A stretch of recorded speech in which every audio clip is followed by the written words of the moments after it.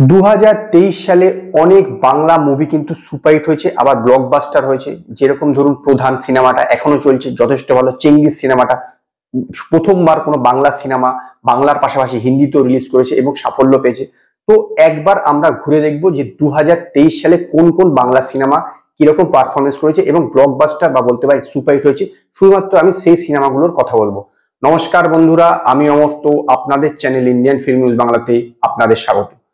প্রথমেই আসছি বছরের শুরুর দিকে, মানে ঈদের সময় রিলিজ করেছিল চেঙ্গিস। চেঙ্গিস সিনেমা কিন্তু নো ডাউট যে এটা একটা সুপারহিট সিনেমা। এই সিনেমার বাজেট কত ছিল সেই বিষয়ে কিন্তু, বাংলা সিনেমার বাজেট কিন্তু প্রত্যেকটা বিষয়ে কিন্তু দ্বন্দ্ব থাকে যে বাজেট কত।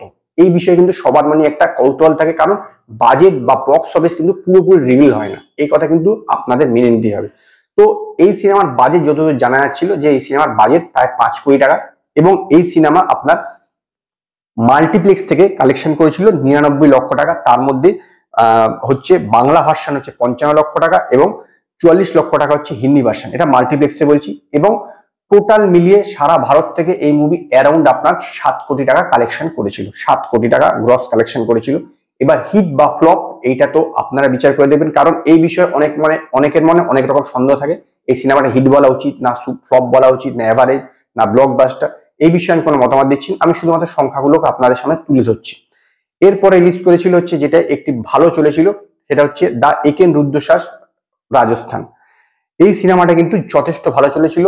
ছোট বাজেটের সিনেমা হওয়া সত্ত্বেও কিন্তু ভালো পারফরমেন্স করেছিল, বিশেষত মাল্টিপ্লেক্সে। এই সিনেমার মাল্টিপ্লেক্সে কালেকশন ছিল 1,82,00,000 টাকা এবং বক্স অফিসে টোটাল কালেকশন ছিল 3,75,00,000 টাকা। এবং এর বাজেট যদিও বলা হয়েছিল যে 2 কোটি টাকা, কিন্তু আমার বিশ্বাস হয় না যে এই সিনেমার বাজেট 2 কোটি টাকা ছিল বলে। আমি যেটা বললাম, বাজেটের ক্ষেত্রে কিন্তু কখনোই কিছুভাবে বাংলা সিনেমা বলা সম্ভব না। বক্স অফিসের ক্ষেত্রে সেম, পুরোপুরি এক্সাক্ট বক্স অফিস বাংলা সিনেমায় কোনোভাবেই কেউ বলতে পারবে না, সবাই অ্যাজাম্পশন করতে পারে। শুধুমাত্র মাল্টিপ্লেক্সের মানে ন্যাশনাল প্লেক্সের কালেকশনটা ভালোভাবে বলতে পারে। এরপরে আসছে কৌশিক গাঙ্গুলির সিনেমা অর্ধাঙ্গিনী, যে সিনেমাটা সত্যিকারের খুব ভালো হয়েছিল। আমার রিভিউ দেখে নেবেন, যেটা যথেষ্ট ভালো হয়েছিল। মাল্টিপ্লেক্স থেকে কালেকশন করেছিল 1,59,00,000 টাকা, যেটা যথেষ্ট ভালো। এবং বক্স অফিস থেকে প্রায় কালেকশন করেছিল 3.5 কোটি টাকা মতন। মানে একটা জিনিস আপনাদেরকে বলে দেওয়া হলো, ন্যাশনাল প্লেক্স থেকে যে টাকা কালেকশন করে তার ডবল টাকা অ্যারাউন্ড ধরতে পারেন, বা তার চেয়ে একটু বেশি ধরতে পারেন যে কোনো সিনেমা টোটাল কালেকশন করেছে। এর বেশি কিন্তু হয় না, কারণ এখন মানে পশ্চিমবঙ্গে বর্তমানে যে অবস্থা তাতে কিন্তু বেশি সিঙ্গেল স্ক্রিন নেই। তো ন্যাশনাল প্লেক্স মানে পিভিআর, আইনক্স আর সিনোপলিস, এইটার থেকে এর পাশাপাশি শুধু এসবিএফ বেঁচে থাকে, আর কিছু আপনার মিরাজ সিনেমার কিছু আছে দু একটা। এই কটা বাদ দিয়ে গুলোতে থেকে যা আসে সেটাকে আপনি ডবলের চেয়ে একটু বেশি ধরতে পারেন। তো অর্ধাঙ্গিনী কালেকশন করেছিল আপনার অ্যারাউন্ড 3.5 কোটি টাকা। তারপরে হচ্ছে ফাটাফাটি। ফাটাফাটি সিনেমা মাল্টিপ্লেক্স থেকে কালেকশন করেছিল 83 লক্ষ টাকা, এবং সেটাকে যদি আপনি সিঙ্গেল টোটাল কালেকশনে দেখে থাকেন তাহলে ওই অ্যারাউন্ড 2,20,00,000 মতন কালেকশন করেছিল, এবং এর বাজেট ছিল অ্যারাউন্ড আপনার 90 লক্ষ টাকা মতন।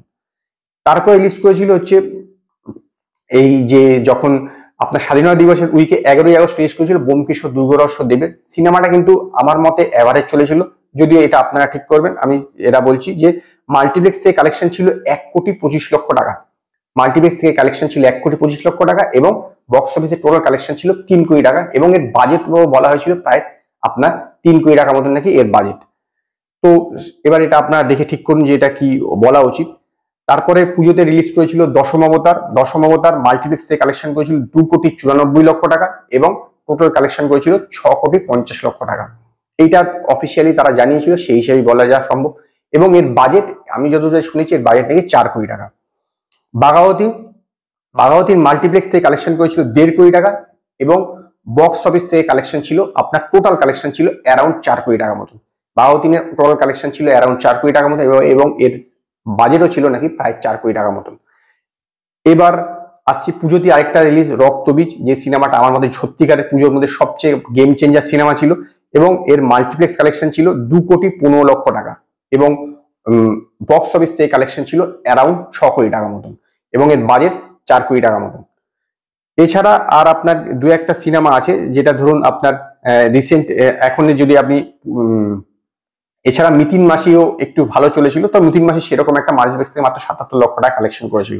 এরপরে আসছি প্রধান এবং কাবলিওয়ালা, যেটা বড়দিন রিলিজ করেছে। আমি গতকালকে এর বক্স অফিসের সম্পর্কে বলেছি, তবুও আমি আপনাদেরকে বলছি 2 সপ্তাহের শেষে প্রধান অ্যারাউন্ড 1,34 লক্ষ টাকা মাল্টিপ্লেক্স থেকে কালেকশন করেছে, ন্যাশনাল প্লেক্স থেকে, এবং টোটালে কালেকশন অ্যারাউন্ড আপনার 3.5 কোটি টাকা।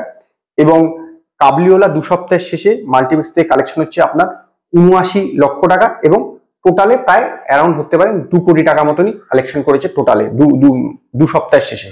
তো এই ছিল 2023 সালের সাফল্য পাওয়া সিনেমাগুলোর বক্স অফিসের খতিয়ান। তো আজকে এই পর্যন্তই। যদি আপনাদের এই ভিডিও পছন্দ হয় তো লাইক করুন, কমেন্ট করুন, শেয়ার করুন, আর নতুন নতুন আপডেটের জন্য আমার চ্যানেলকে সাবস্ক্রাইব করুন।